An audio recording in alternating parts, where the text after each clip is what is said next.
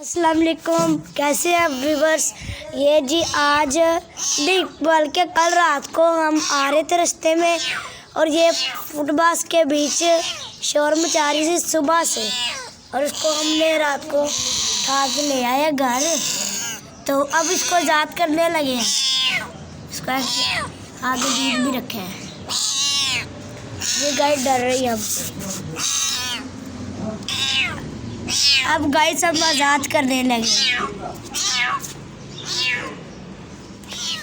ये गाय सब आज़ाद करने लगे इसको।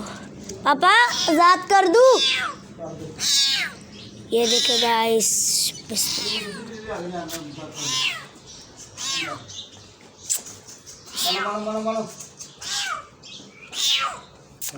मानो मानो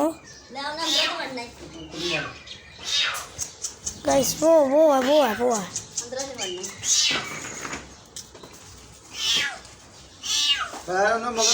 दूध रख दे। गाइस हमने दूध भी रख दिया है और इधर चली गई है, इधर छुप गई है इस साइड पे।